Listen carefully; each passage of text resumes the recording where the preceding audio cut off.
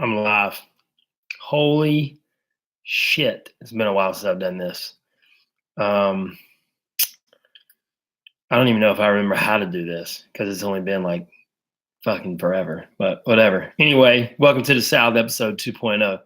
So as you can see, I'm kind of here in the my living room, I guess you could say.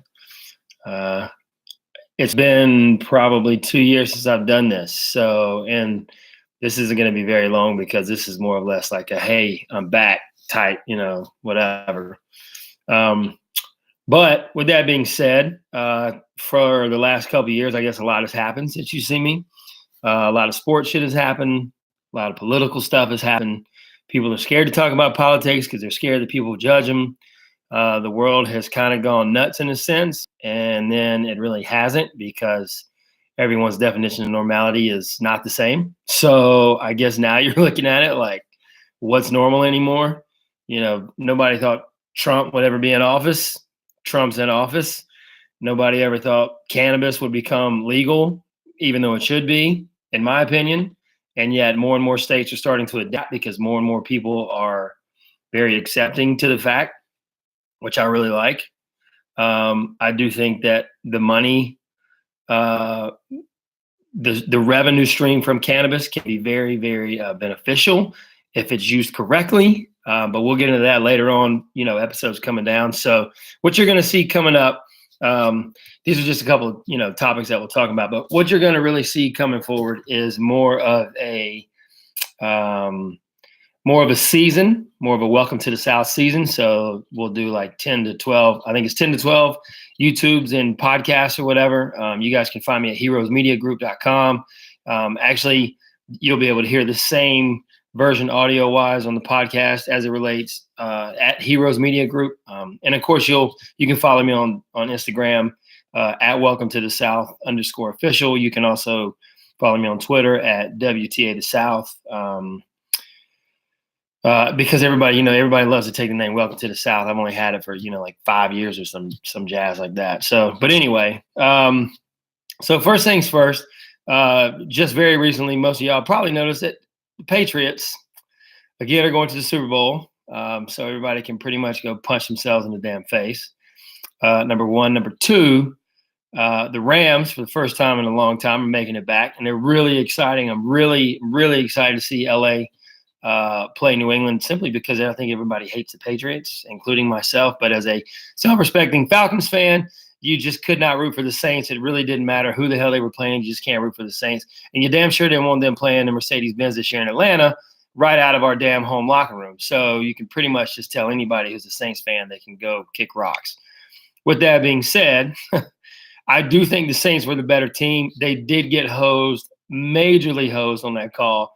I'm not mad about it, but they really got hosed. Of course, unfortunately, hopefully karma doesn't come back and, bite me in the ass as far as my dirty birds go. However, it's Atlanta, so there's no telling, what will happen going forward. But anyway, with that being said, you got a matchup between the Rams and the Patriots. That damn dude, Tom Brady, is it's Tom Brady. I don't even know what to say. I don't even know how to.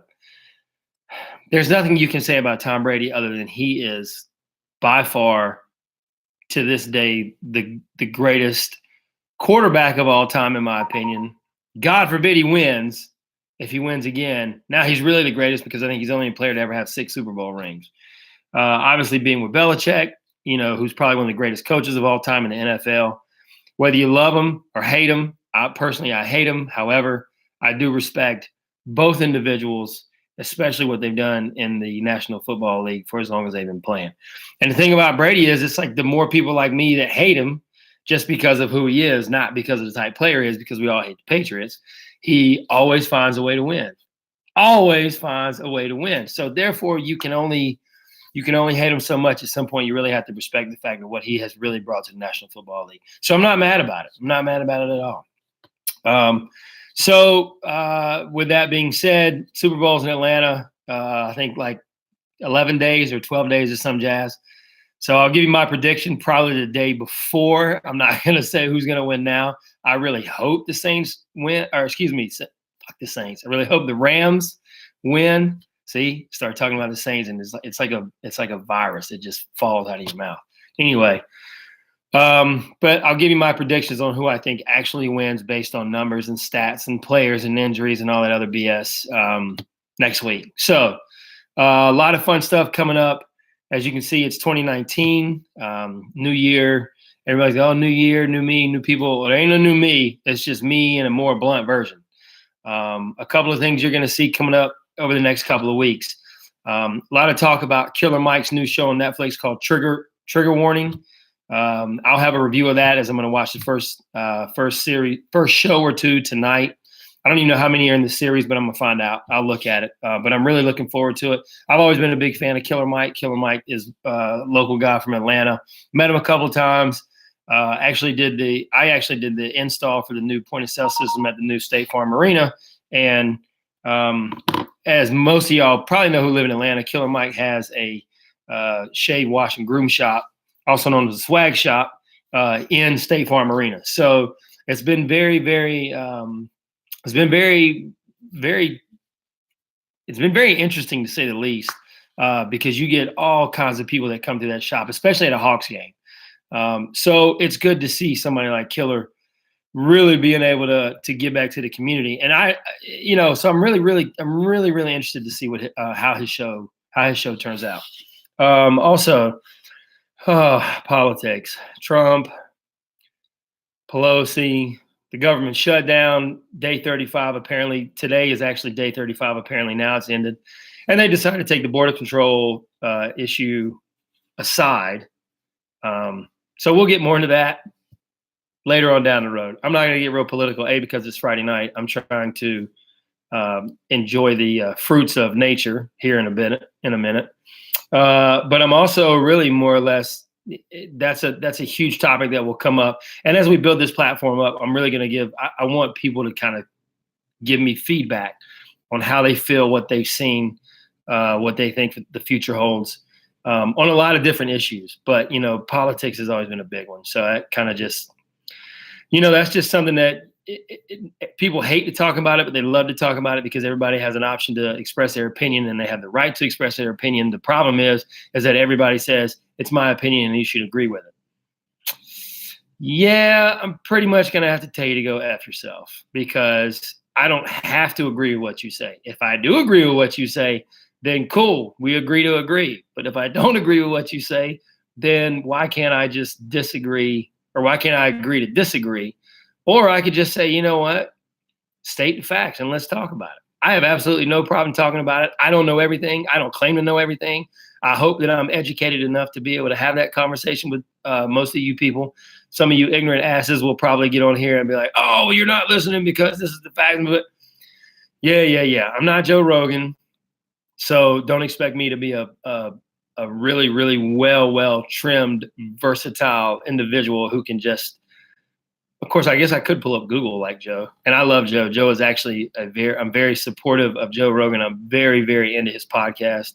And he's not the only one. But I love the way he thinks, and I love the way he is not afraid to speak it, how he sees it. And I hope a lot of you guys will see the same. I'm definitely not trying to be Joe Rogan. Obviously, I look a little bit better. I have hair.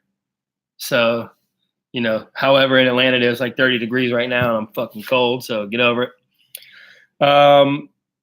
Let's see, what other topics we got coming up? A bunch of stuff, actually. But one of the biggest things I really want to talk about is I read recently that a lot of people, I read a study on MDMA being used for veterans with PTSD. Wow. Holy wow. We already knew about cannabis and marijuana, same thing, but different aspects of that for veterans with PTSD. And now I'm reading articles about MDMA being used in study groups for this. And it's just like, holy shitballs. I never in 100 years would have ever expected to read an article like that. But I guess because it is being controlled, it's probably a little bit different. At the same token, a lot of psychedelics now wanting to be legalized. Oregon's trying to legalize mushrooms. I've never personally done mushrooms. I've been very intrigued. on mushrooms, but I think that's a I don't know, man. So that's, anybody out there ever done mushrooms? You have to tell me how it is, because I'm not 1,000% sure that I'm going to be all about it. So, but with that being said, I am curious, and I am educating myself a little bit more on psychedelics and you know, and how they work differently for different people, the good, the bad, the growth, how they're grown.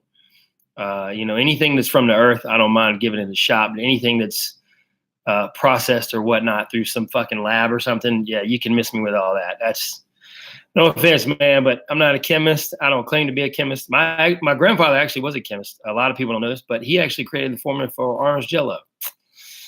Did not know that until I had a long, in-depth conversation with my grandmother, who passed away. God bless her soul, Reba. You know, we all love you. Anybody with a name like Reba, you ought to know you're a rock star from back in the day. You know, so as I said, I'm not a chemist, but I am curious to see kind of how that goes. What else? Man, there's so much stuff I want to talk about. Anyway, this is kind of more of a, hey, welcome, we're back. If there's topics that you want me to discuss, I'm all about it. My boy Adam Bird, who runs Heroes Media Group, him and I have had extensive conversations lately. And I told him, I said, as far as the new show for Welcome to the South, it's not like it was 2 years ago where, you know, we went on and pretty much talked all about sports. We are going to talk about sports, but in the South, there's so many other aspects that people just overlook. Racism is one of them. Politics is another one. The being in the Bible Belt and having a difference of opinion than what most conservatives do. You know, the states that versus, you know, for example, you know, federal law versus letting the states govern the states, you know, stuff like that. I mean, there's so many different topics that Adam and I have mentioned.